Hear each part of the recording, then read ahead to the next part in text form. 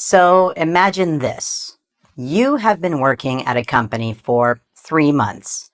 You decide to invite your boss over for dinner.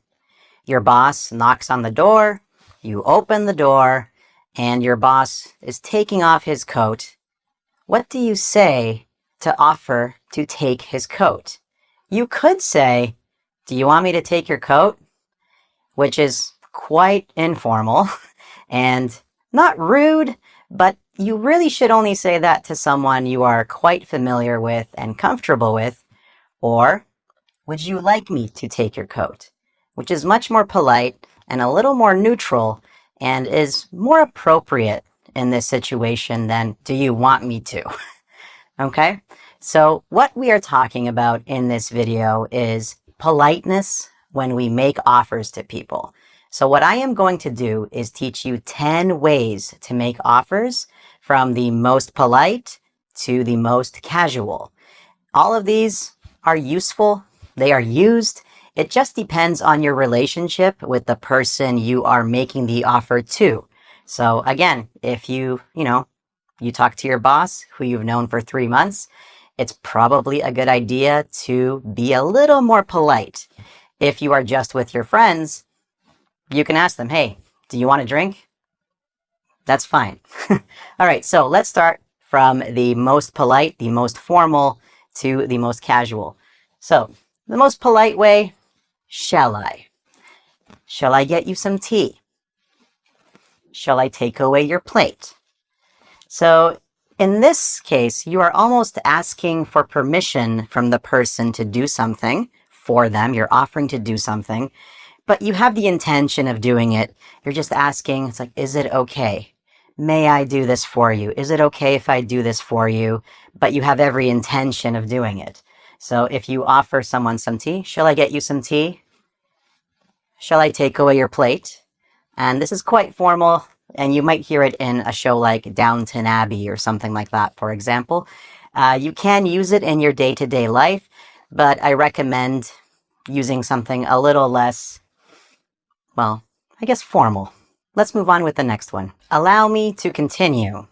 So with "allow me to," which is still a very formal phrase, you have every intention of completing the action.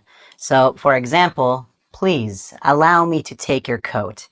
If you are making this offer, if you are saying this to someone, you're probably already reaching out your hands to take their coat.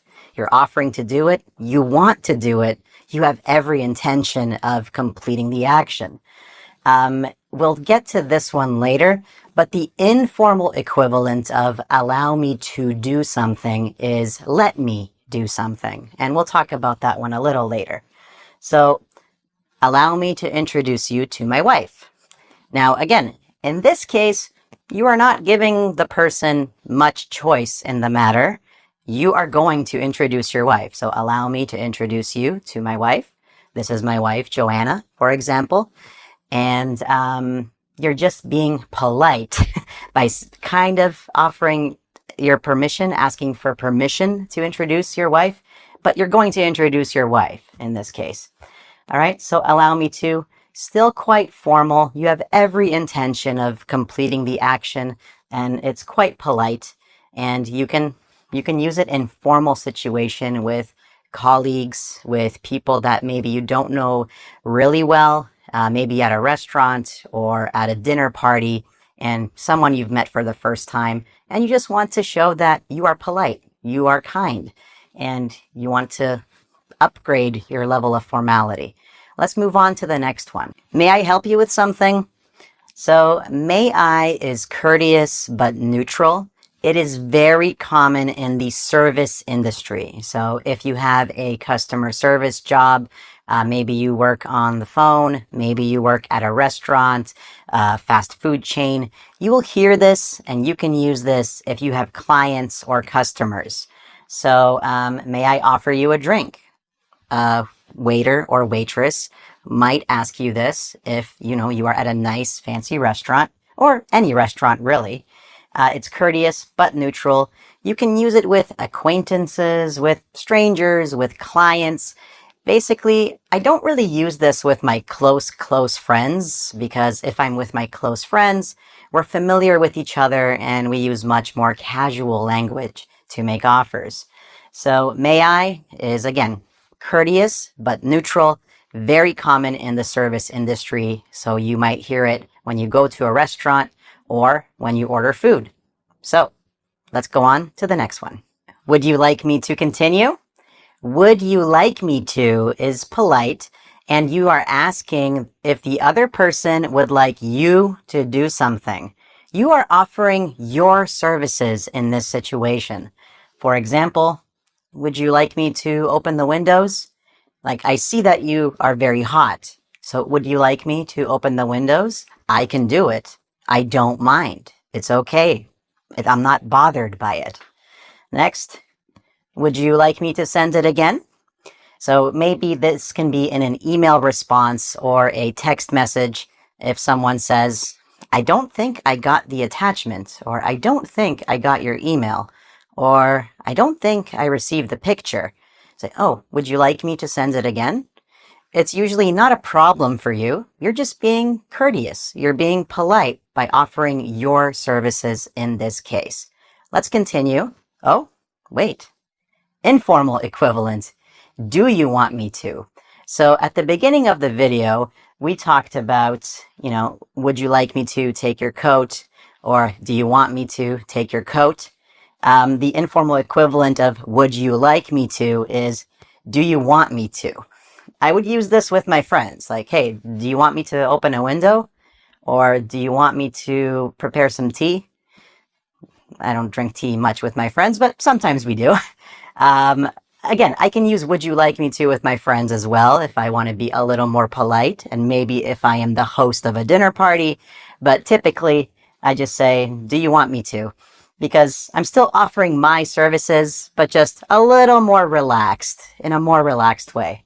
Now, let's continue to the next one. Would you like to hear some more?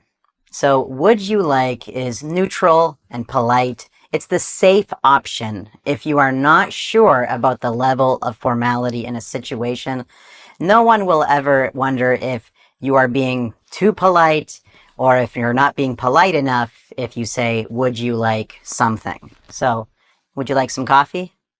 This is an offer, maybe to someone who is at your home, or again, at a cafe, a restaurant. Would you like fries with that?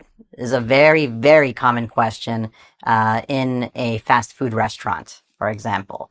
So again, neutral, still polite. Would you like some more? Would you like fries with that?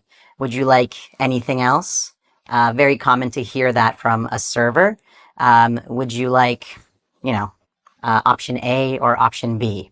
So if you are given two options, maybe of phone plans, for example, would you like to go with option A or would you like to go with option B?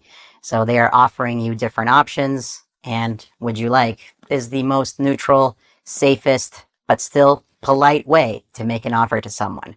Okay, let's continue and get a little more informal. Oh, wow. Okay, this is good. I can work with this. Can I? So, can I is the informal equivalent of may I. So, this is common among friends, but it is also in popular usage among the service industry. So, if you order a coffee at a Starbucks or any other cafe with a casual vibe or semi-casual, business formal attire, you'll hear can I, right? So, can I take something off your hands? Now, what this means is if someone, enters your home and you see that they're carrying a lot of bags or a lot of stuff and you want to offer to help them with those objects, you can say, hey, can I take something off your hands? Right? Like, can I help you carry that? Next, can I get you anything else? Very common if you go to a diner, a casual restaurant, not like a very fine formal restaurant. A fine formal restaurant might ask you, like, may I get you anything else? Or would you like anything else? But if you go to a diner, they're giving you another coffee, maybe a breakfast restaurant, very casual, and they might ask you, yeah, can I get you anything else? Another coffee?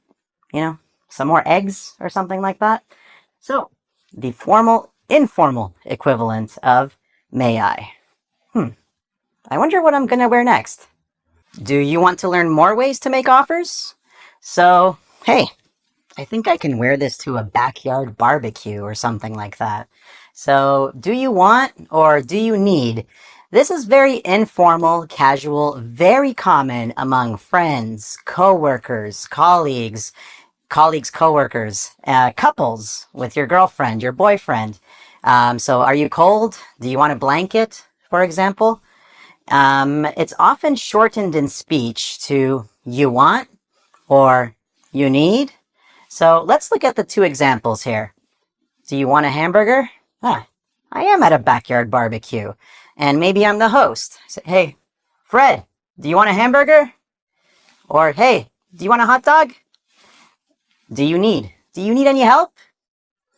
Now, you can also shorten it in speech. Janice, want a hot dog? Frank, want a hamburger? Want a drink? Or you want a drink? So you can do a lot of different things with this. You can take off the do, and you can say you want, or you can just say want in casual speech. So as you can see, we are getting a little more casual. But you know what? I really like this shirt, so I'm going to continue wearing it. But let's see what the next phrase is. Come here. Let me show you something. So next we have let me. So let me is the informal equivalent of allow me, and the other person often doesn't have a choice in the matter, with some exceptions. So for example, if you say, let me help you, like you really want to help the other person. You're offering your services, you want to help them. And you kind of, they do have an option in that case. They also have an option in this case. This is a very polite, not polite, but a neutral, kind of casual email phrase.